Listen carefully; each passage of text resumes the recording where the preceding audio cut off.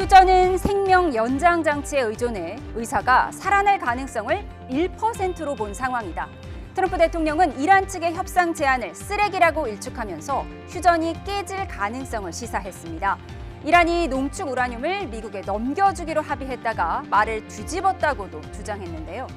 프로젝트 프리덤, 호르무즈 해방 작전을 다시 시작할 수 있다면서 군사 압박도 반복하는 가운데 바로 내일이죠. 중국을 방문합니다. 시진핑 주석과 정상회담에서 이란 설득과 압박을 요청할 전망인데요. 이 두 스트롱맨이 세기의 단판을 지을 수 있을지 관련 영상 보고 대담 시작합니다. I would say the ceasefire is on massive life support, where the doctor walks in and says, "Sir, your loved one has approximately a 1% chance of living." 이란이 파키스탄을 통해 전달한 종전하는 쓰레기 같은 문서라며 농축 우라늄을 미국에 모두 넘기기로 해놓고 말을 바꿨다고 주장했습니다. 이란 언론들은 미국이 준 합의안을 굴복 요구로 평가했습니다. متعلق به مردم ایران که سالهاست به ناحق به خاطر فشار آمریکا در بانک‌های خارجی محبوس شده آیا اینها مطالبه زیاده‌خواهانه است؟ 곧 방중길에 오르는 트럼프 대통령이 시진핑 중국 국가주석에게 이란 설득과 압박을 요청할 전망이어서 We used to be taken advantage of for years with our previous presidents, and now we're doing great with China. We make a lot.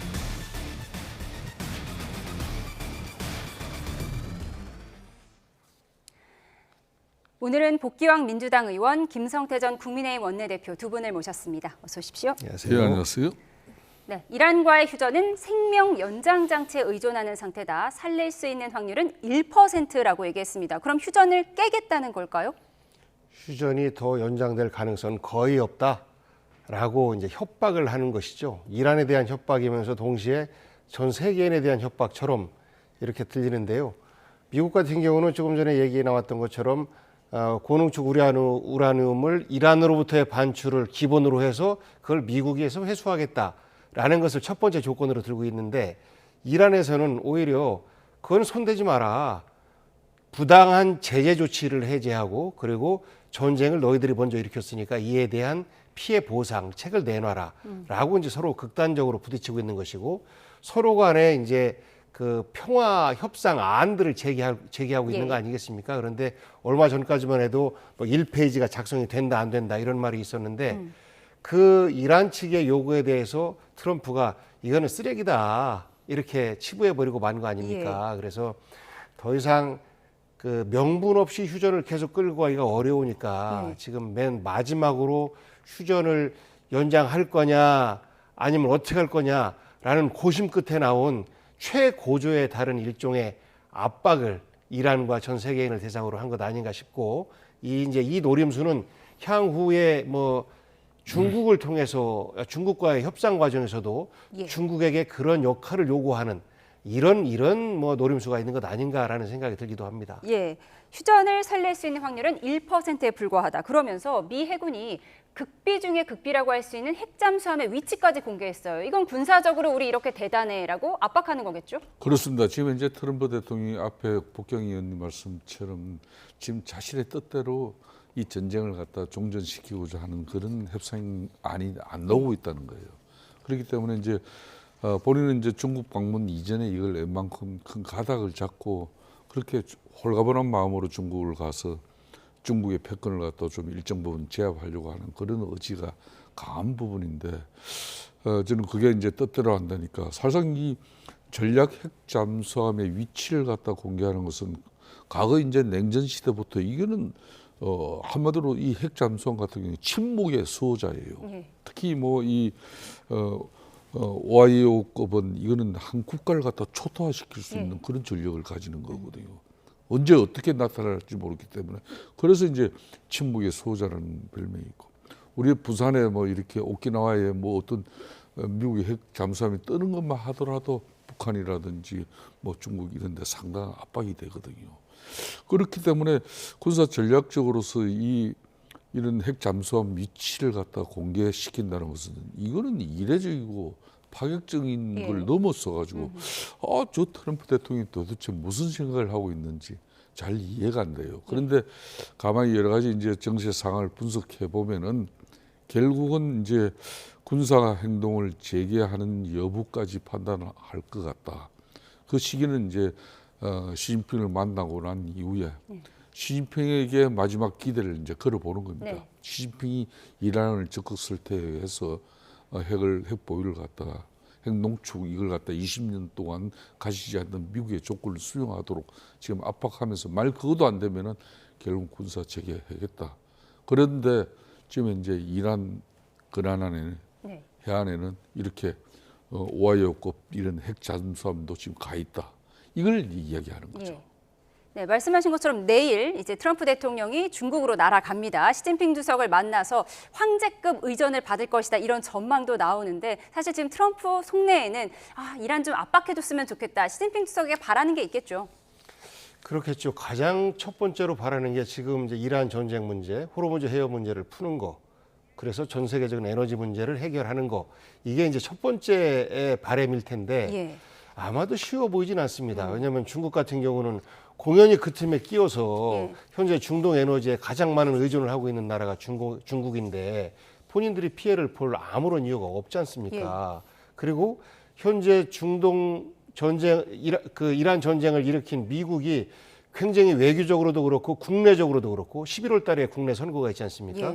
지금 점점 더 어려운 상황으로 몰리고 있는데 트럼프를 도와줄 아무런 이유가 없어 보여요. 그럼에도 불구하고 트럼프는 극단적으로 나를 안 도와주면 전 세계가 더 어려워질 수 있어. 라는 이제 협박을 각 외부를 통해서 쭉 SSBM이 어디 있다. 이런 것까지 표현하면서 압박을 하고 있는 모양새인데 두 사람의 협상이 한 6번 정도 만남이 6번 정도 있다는 거 아닙니까? 만찬, 오찬, 티타임 그리고 그 협상 테이블까지 해서 한 6번 정도가 있고 큰 주제도 한 6번 정도가 있다고 해요. 그런데 전문가들이 이야기할 때는 빅딜은 절대 없다. 빅딜은 없다. 네, 절대 없다. 그리고 있다라면 일부 무역 관세 부분과 그리고 기술 패권을 둘러싼 일부 이제 그 가이드라인의 재조정 이런 정도의 스몰 딜에서 끝나지 않을까 이런 전망들을 많이 하는데 우리 대한민국 입장에서는 중국과 미국의 어떤 이런 그 만남 속에서 일정 정도 호르무즈 해협의 어떤 해결의 열쇠가 일정 풀렸으면 하는 바람을 개인적으로 갖고 있습니다. 옛 중국 황제가 하늘에 제사를 지내던 천당공원 여기서 트럼프 대통령과 시진핑 주석이 시간을 같이 보내면서 뭔가 화려한 그림이 펼쳐질 것 같긴 합니다. 그런데 이렇게 큰일을 앞두고 트럼프 대통령이 미국 국내 언론들에게 반역자다, 일부 반역자라고 하면서 기자들의 소환장까지 발부했다고 하더라고요. 그러니까 이 부분은 지금 이제 미국의 법무부 장관을 비롯한 이제 국방부 대행까지도 다 나선 상황이거든요. 그러니까 이제 이걸 이제 미국 소정 헌법 같은 경우 1조가 언론 자유의 표현의 자유를 갖다가 제일 중시하는 내용이에요. 그런데 언론에 재갈을 물리는 어떤 행식이 아무리 이제 트럼프 대통령은 이건 전쟁을 치르고 있는 비상시국인데 그런 측면에서 언론이 아무리 표현의 자유가 보장돼 있는 그런 상황이지만은 이 국가 안보에 관하고 전쟁을 치러내는 그런 중요한 기밀 사항들을 갖다 언론 기사를 쏟아내므로써 적국 그러니까 이란에게 유리한 어떤 정보를 제공했다. 이건 그래서 쉽게 말하면 뭐 간첩 이야기까지도 나오고 있는 상황인데 자, 저 부분에 대해서 이제 미국 유권자, 미국 국민들 입장에서는 트럼프가 저렇게 나오는 부분에 대해서 미국의 언론 자유의 표현의 자유를 갖다가 억압하는 그런 어떤 조치다. 상당한 반발이 나오고 있어요. 그렇지만 이제 트럼프 입장에서는 워낙 단호하니까 미국의 법무부, 국방부 이런 쪽에서는 그 관련 기사를 소환하고 이 소환 명령 같은 경우는 정말 최악의 경우 마지막에 선택하는 수단인데 이걸 너무 일찍 지금 현재 써먹고 있는 거예요. 그렇기 때문에 미국 내의 여권 반응이 앞으로 어떻게 작용할지 그걸 또 지켜보고 있습니다. 내일부터 투 스트롱맨의 만남, 미중 정상회담을 앞두고 트럼프 대통령이 한껏 예민해진 것 같습니다. 이어서 22일 남은 지방선거 이슈 살펴보겠습니다. 이번 6.3 지방선거의 핫플이죠. 부산 북갑 국회의원 보궐선거 후보자들 사이에서 그 신경전이 TV토론 신경전으로까지 번졌습니다. 함께 정리해보겠습니다. 시작한 건 무소속 한동훈 후보였습니다. 하정우, 박민식 후보에게 부산 KBS가 제안한 TV 방송 토론에 당당하게 응할 것을 요청합니다라는 글을 SNS에 올렸는데요. 22일 저녁 TV 생방송 토론을 제의받아 자신은 즉시 응했지만 민주당 하정우 후보가 거절했다고 들었다는 겁니다. 이후 박민식 후보도 참여 의사를 밝히며 하 후보의 참여를 촉구했는데요. 하 후보 측은 선거관리위원회가 주최하는 법정 토론에는 참여하겠지만 다른 토론엔 참여하지 않을 거라고 밝혔습니다. 쌈박질할 시간이 없다는 영상을 올리기도 했는데요. 그러자 한동훈 후보는 토론은 말싸움이 아니라며 이재명 대통령이든 정청래 대표든 그 허락을 받고 토론에 나오라고 맞받았습니다. 이런 가운데 어제 나온 부산 KBS 여론조사에서는 하정우 37, 박민식 17, 한동훈 30%로 나타났습니다. 가상 양자 대결에서는 하정우 대 박민식 43대 31, 하정우 대 한동훈 40대 37%로 나타났습니다. 네, 우선 박민식, 한동훈 후보는 어떤 TV 토론이든 참여하겠다는 거고요. 하정우 후보는 꼭 해야 하는 법정 TV 토론만 하고 추가적인 건 안 하겠다는 거예요. 지금 여론조사에서 1위 하고 있으니까 부자 몸조심하겠다는 걸까요? 그렇죠. 그런 측면도 있고요. 하정우 후보 입장에서는 현재 최대한 이 상황이 흔들리는 걸 원하지 않아요. 네. 그리고 과거에 오세훈 후보도 서울시장 때 1등 할 때는 토론에 응하지 않습니다. 그리고 작은 토론에도 나가지 않습니다. 그런데 추격하는 후보는 네. 어쨌든지 간에 꼬리를 좀 만들어서 판을 흔들어 보려고 하는 건데 한동훈 후보나 또 박민식 후보 같은 경우는 뭐 선거 경험이 있고 한동훈 후보 같은 경우는 당대표의 경험이 있고 하다 보니까 네. 화려한 말재주들이 좀 있는 거 아니겠습니까? 그래서 이 토론판에서 어쨌거나 좀 바꿔보겠다 이런 의도를 갖고 있는 건데 하정우 후보 입장에서는 휘말릴 이유가 전혀 없죠. 네. 선관위에서 주최하는 법적 토론 이외에는 굳이 나갈 필요가 없는. 네. 예, 그리고 말 잘하는 사람이 정치 잘하는 거 아니거든요. 강의 잘하는 사람이 연구 잘하는 거 아니고 강연 잘하는 사람이 글 잘 쓰는 거 아닙니다. 물론 뭐 두 가지 재능을 네. 다 갖고 있는 경우도 있습니다만 하정우 후보 같은 경우는 AI 전문가라고 라는 표현처럼 실제 연구 활동이라든지 실적으로 보여주는 사람이기 때문에 아무래도 우리 정치권 내에서의 화려한 언변이라든지 그리고 받아치는 제스처라든지 이런 부분에 있어서는 훈련이 덜 될 수밖에 없었을 것인데 그런 것들을 뭐 약점으로 계속해서 공격한다고 해도 이미 우리 유권자들 입장에서는 아이고 반복적인 이야기 계속하네. 이미 뭐 불리한 사람들은 토론하자고 하는 거야. 다 알고 있기 때문에 하정우 후보 입장에서는 뭐 전혀 뭐 불편한 점이 없을 뭐 이런 상황 같습니다. 예, 부산 북갑이 워낙 핫플레이스가 되다 보니까 여론조사도 많이 시행이 되는 것 같아요. 엎치락 뒤치락 하다가 이번에 나온 여론조사에서는 한동훈 후보가 30%, 하정우 후보가 박민식 후보가 17%. 그러니까 두 보수급 후보들이 비등비등하지 않고 한동훈 후보가 많이 앞섰거든요. 이걸 국민의힘에서는 어떻게 해석하세요? 그러니까 이걸 지난 특히 주말 이 KBS 이제 부산 총국에서 이걸 여론조사를 실시했는데.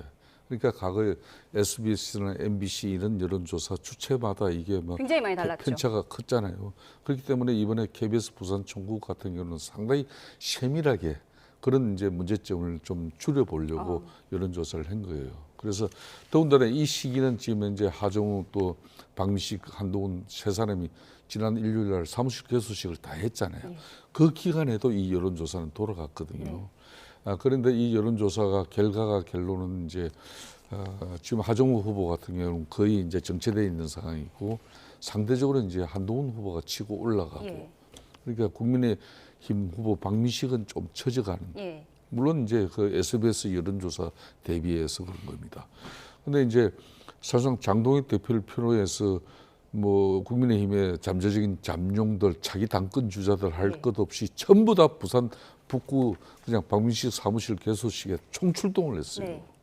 그래서 쉽게 말하면 뭐 이런 조직적 우위의 어떤 절대적인 쇠가시가 이루어진 겁니다. 예.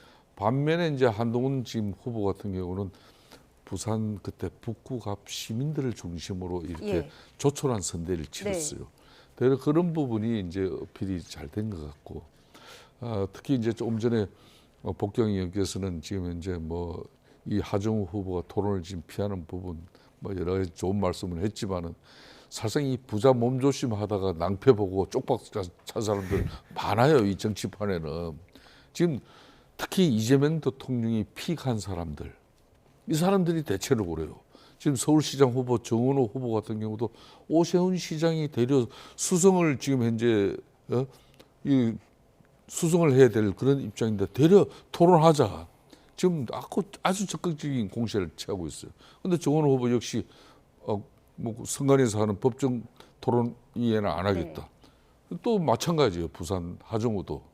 그러니까 토론을 피하는 자는 결코 지금 현재 현실에 안주하는 것인데 이게 또 유권자들의 마음이 그대로 고착화되지 않아요. 저는 민주당 입장에서도 빨리 선거 전략 수정 변경해가지고 하정우 후보는 서울의 정은호 후보 적극적으로 토론에 임하는 그런 전략으로 전환시키는 게 좋다고 봅니다. 예. 어쨌든 이 하정우, 한동훈 후보의 경우에 똑같은 부산 KBS 몇 주간에 실시한 조사를 보면은 더 올랐는데 박민식 후보는 많이 떨어졌거든요. 국민의힘 지도부가 총출동했잖아요. 지난 주말 개소식에. 조금 멋쩍은 상황이 된 것 아닌가 싶은데요. 어떻게 해석하세요? 저는 이것이 민심의 모습이라고 생각합니다. 현재 장동혁 당대표가 보여주고 있는 국민의힘 대표로서의 리더십, 이 부분에 문제가 많다라는 거예요.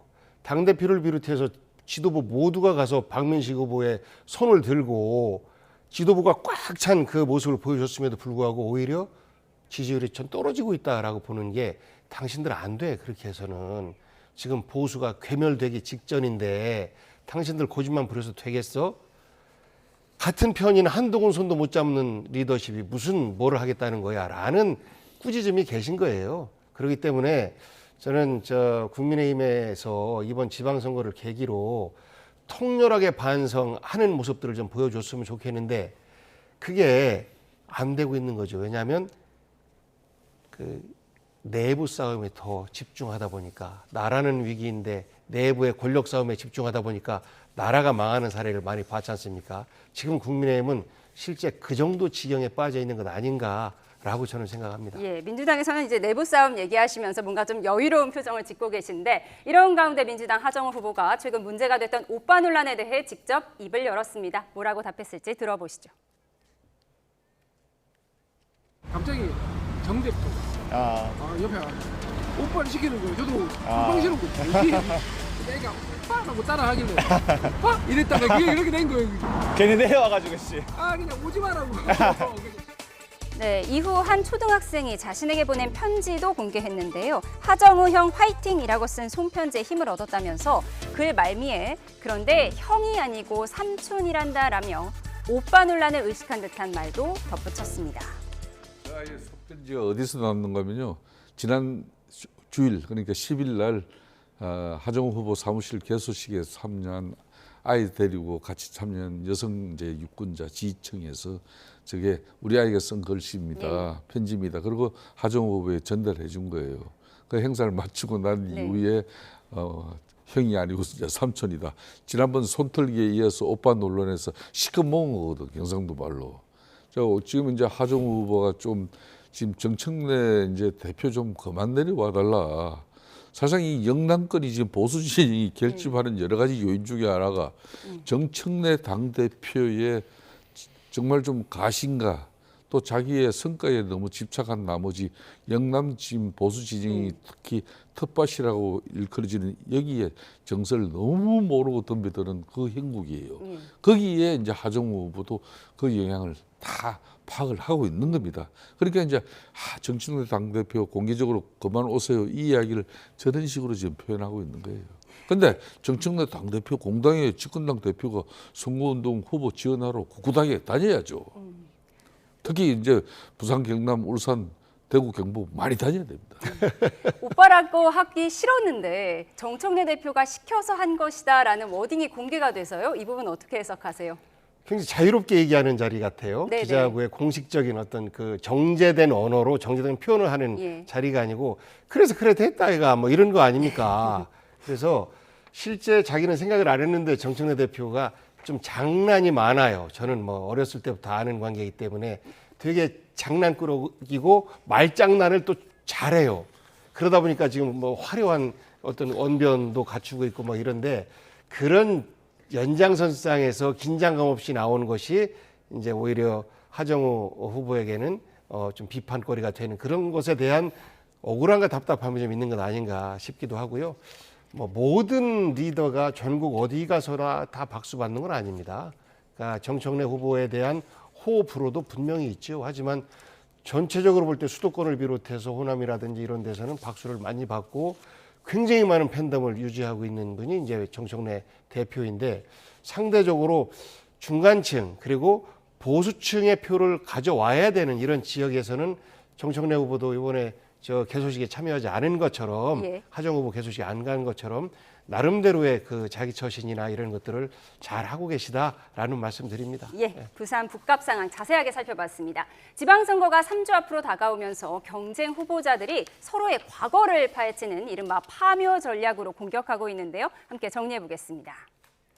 네, 조응천 개혁신당 경기지사 후보가 올린 사진 한 장 보시죠. 2017년 민주당 대선 후보 순회 투표 때의 모습인데요. 현재 국민의힘 양향자 후보가 민주당 추미애 후보의 어깨를 주무르고 있습니다. 당시의 민주당 대표와 최고위원이었습니다. 한때 친했던 두 사람을 부각하면서 당을 바꾼 양향자 후보를 좀 더 저격한 겁니다. 저는 누구라도 목 아프다고 하면 저는 주물러 줍니다. 근데 그런 손이 나쁜 손입니까? 근데 그걸 가지고 조롱하시는 모습을 보면서 요새 왜 그러실까? 네, 그런가 하면 평택에서는 진보 진영 내 신경전이 한창이죠. 조국 후보는 보수 진영에서 민주당으로 당적을 바꾼 김용남 후보를 향한 공세를 이어갔는데 김용남 후보 바로 사과했습니다. 세월호와 이태원 참사 관련 발언은 사과를 거부하셨어요. 저는 참 이상하다는 생각을 하고, 마음의 상처가 되실 수 있다는 생각이 들어서 제가 생각이 좀 부족했다. 또 하나는 당시 윤석열 후보 캠프의 대변인으로 활동을 했습니다. 민주당 지지층으로서는 불편한 말씀을 드릴 수밖에 없는 상황이 됐는데요. 네, 이처럼 민주당 김용남 후보와 조국혁신당 조국 후보가 맞붙는 가운데 문재인 전 대통령이 조국 후보 게시물에 좋아요를 눌렀습니다. 네, 이번 선거에서 경쟁 후보 과거 행적을 파헤치는 게 마치 유행처럼 번졌습니다. 파묘 전략이다, 이런 얘기까지 나오는 상황이에요. 이게 득실을 따지면 어떻습니까? 그러니까 정치인들이 지금 아무것도 안 하는 것 같아도 나중에 다 그 한순간 한순간이 다 검증의 대상이 된다라는 것들을 보여주는 것이고요. 특히 추미애 양향자 한 식구였다가 어깨 주물러주고 하는 게 뭐 흠입니까? 공교롭게도 경기지사 3파전 후보들이 전부 다 민주당 출신이에요. 예, 그러다 보니까 이제 또 좀 뒤처지고 있는 한쪽이 좀 이걸 비판거리로 삼고 그랬는데, 저런 정도는 뭐 별로 비판받을 거리는 아닌 것처럼 보이고, 다만 이제 김용남 후보 같은 경우는 영 다른 자리에 서 있었기 때문에 그것에 대한 해명은 지지자와 유권자들에게 해야 하는 상황이다라고 생각해요. 특히나 이태원과 세월호 같은 경우는 우리가 이거는 그 생명 가치에 대한 부분이기 때문에 그 부분에 대한 본인의 해명과 반성은 기본적으로 따라야 된다라는 거기 때문에, 그거에 대해서는 저는 김용남 후보가 반성하고 사과한다라는 입장을 밝힌 것 참 잘했다라고 생각합니다. 그리고 또 지금 뭐 조금 이따 얘기를 하는지 모르겠습니다만 이제 정원우 후보에 대한 또 공격도 있는 거 아니겠습니까? 정원우 후보가 잠시 후에 얘기 나눠보겠습니다. 제가 얘기할 시간이 있나요? 네, 있습니다. 그런 것처럼 정치인들은 한순간 한순간도 조심해야 되는데, 지나치게 저렇게 과거 파헤치기에 몰두를 하는 모습, 이런 모습들은 유권자들에게 크게 호응을 받지 못할 것 같습니다. 네, 김용남 후보가 당적 바꾼 얘기가 지금 공격의 대상이 되고 있는데, 국민의힘 유이동 후보가 용남 내 컷이라면서 그동안 당적을 바꾼 행적들을 SNS에 올리기도 했어요. 그렇습니다. 이제 김용남 지금 현재 민주당 후보 같은 경우는 특히 박근혜 대통령 시절에, 박근혜 이제 정치 권력 시절에 이제 영입된 그런 인사거든요. 그렇게 해서 이제 흔히 말하는 친박 정치인으로, 또 그 이후에는 또 이제 김무성 당대표 체제에서 또 총선은 이제 정치권에 또 이제 진입을 하고, 그 다음에 이제 또 지난번 이제 수원시장 선거 이후에 특히 지난번 또 총선에서 공천을 받지 못한 상태에서 그 아픔을 가지고 이제 개혁신당으로 갔었죠. 그렇게 많이 옮겼어, 좀. 이 양반이 지금 정치 이력이 한 20, 30년 되면은 뭐 그래도 한 너댓 번 옮겼다는 건 그건 아무것도 아닌데, 정치 이력이 그렇게 크지 않은 상황에서 많이 옮긴 부분은 김용남 지금 후보로서는 별로 좋은 정가는 아니죠. 그렇지만은 이제 정치는 조속으로 영원한 적도 동지도 없는 그런 상황에, 특히 요 근래 같은 경우는 정당의 가치와 이념, 철학이 그냥 빈곤한 상황이기 때문에 사실상 정치인들에 대한 어떤 그런 지금 진영 어떤 그 여부에 대한 평가는 그건 나중에 문제라고 봐요. 예, 김용남 후보가 과거 행적에 대해서 또 사과했다는 점도 함께 정리를 해드리겠습니다. 이건 또 다른 파묘일까요? 국민의힘은 정원호 민주당 서울시장 후보의 과거 1995년 경찰관 폭행 사건과 관련해서 서울시 수장의 자격이 없다고 비판하고 있는데요. 한편 정원호 후보는 서울시가 광화문 광장에 조성한 감사의 정원을 직격했습니다. 먼저 주진우 의원의 목소리 들어보시죠. 경찰관 2명을 폭행하고 민간인 2명을 폭행했는데요. 폭행한 것도 죄질이 안 좋지만 자기가 아는 사람이랑 둘이서 집단으로 폭행을 한 거예요. 32년 전의 얘기잖아요. 안 되는 집안들은 뭐냐면 없는 거 있는 거를 다 끄집어내요. 이런 무리수를 두는 거예요. 안 되는 집안인 겁니다. 네, 지난해 정원호 후보는 이 사건에 대해 미숙함을 반성하는 반면교사로 삼고 있다고 밝힌 바 있습니다. 그런가 하면 오세훈 후보가 시장 시절 추진해온 광화문 광장 감사의 정원 오픈식이 오늘 열렸는데요. 정원호 후보는 참정국에 대한 감사의 의도가 아닌 선거용이라고 공세를 폈습니다. 감사의 정원은 200억 원이 넘게 시민의 세금이 투자가 됐고 선거 전에 졸속으로 추진하고 또 오픈식까지 하겠다라고 한 것을 보면 이게 참정국에 대한 감사용이 아니라 선거용이었다는 것을 스스로 드러낸 일이다. 이것이야말로 대한민국이 참전국의 희생에 보답하는 가장 품격 있는 방식이라고 생각합니다. 광화문 광장이야말로 감사의 정원이 가장 빛날 수 있는 장소라고. 네, 국민의힘에서 32년 전 정원호 후보의 경찰 폭행 사건을 거론하면서 어제 판결문을 공개한 거예요. 이 사건 자체는 좀 알려졌던 내용이죠? 네, 그때 정원호 후보가 20대였습니다. 이제 막 사회생활을 시작한 20대 청년이고 그때 당시에는 지금처럼 정권 교체가 왔다 갔다 된 적이 없어요. 그러니까 민정당 시절이 끝나고 3당 합당이라는 과정을 통해서 민자당 후보 김영삼 대통령이 이제 집권할 때라 언제쯤 우리는 평화로운 정권 교체 가능할까? 언제쯤 우리는 5.18을 민주화 운동이라고 기술할 수 있을까라고 걱정을 하면서 그때를 기다렸던 때였거든요. 그런데 술자리에서 이제 상대방이 5.18에 대한 폄훼하는 이야기를 하니까 20대 청년이 욱하는 마음으로 이제 부딪히고 이것에 대해서 이제 경찰이 오니까 그때 당시만 해도 경찰들은 굉장히 이미지가 독재 정권의 주구들 아니었습니까? 그런 것들에 대한 반발을 했던 것인데 결국 지금에 와서 보면 그때도 우리 성숙하지 못하기 때문이다라고 반성을 하고 있는 것이고 그때 청년기에 그야말로 깡패처럼 폭력을 휘두르거나 그런 것이 아닌 자신의 가치와 대립되는 그 무엇 때문에 술자리에서 대립이 됐었고 그것 때문에 작은 다툼이 있었던 것이고 이에 대한 처벌은 또 다 받았고 그런데 이거를 구속될 것인데 벌금으로 끝난 거 권력을 이용한 거 아니냐. 그때 무슨 권력이 있습니까? 민주화운동 세력에서 아직 DJ가 대통령도 되기 전의 일인데요. 주진우 의원 같은 경우는 그런 말을 할 수 있는 자격이 없는 사람이 저런 말 하니까 정말 웃긴 것이고 이런 파묘는 저는 오히려 역효과가 있을 것이라고 생각해요. 특히나 그 암울한 시대를 겪었던 세대들 같은 경우는 야, 이 친구들 좀 너무하네 라고 생각할 것이라고 보고요. 감사의 정원 부분도 아니 광화문 그러면 우리 국민들은 어떻게 생각하겠습니까? 최근에 BTX를 상징하는 광장이었었고 바로 그 전에는 빛으로 사실상 윤석열을 탄핵시켰던 것이고 바로 그 전에는 박근혜를 촛불로 탄핵시켰었고 바로 그 전에는 2002년 우리 국민들이 모아서 사강 신화를 읽었던 그런 광장인데 왜 용산 전쟁기념관에나 가야 되는 이런 조형물들이 거기에 쓰냐 이 말이죠. 위치가 잘못되었다. 매우.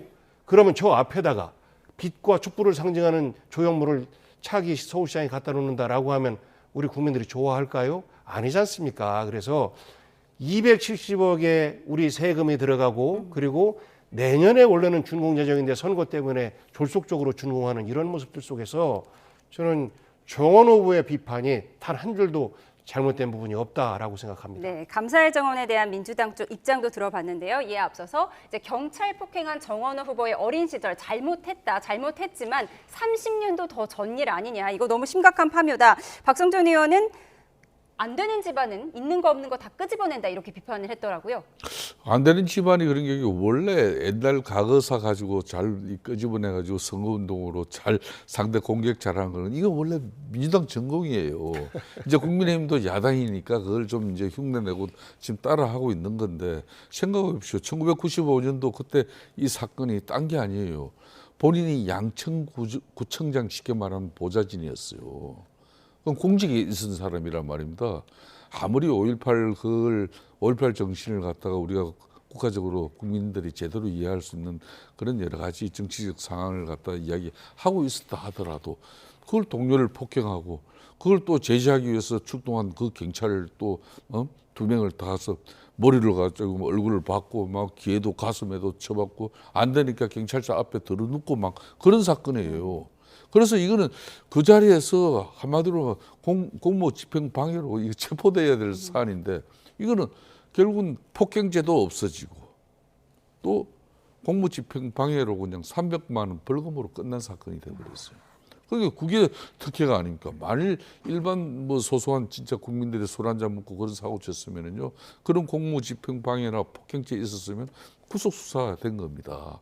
그런 측면의 문제 제기를 한 것이고 본인이 이제 타산지석으로 과거 지사 소 시절에 28살 때 저 사건이니까 앞으로 그런 일 없겠다 하면 되는 거고. 근데 그런 측면에서 지금 민주당이 그걸 오늘 물타려고 가문광장에 이제 감사 정원이 오늘 이제 개막을 하게 된 건데 이거야말로 가문광장 가면은 호국 정신에 의해 가지고 이순신 장군이 있고 또 세종대왕의 애민 정신이 뒀던 그런 세종대왕상이 있는 거고 그런 측면에서 자유민주주의의 소가치를 대단히 중요시하는 대한민국 국민 국가라는 걸 이 전 세계인들이 서울 관광 오면 어디부터 갑니까? 가문이에요. 그게 중심입니다.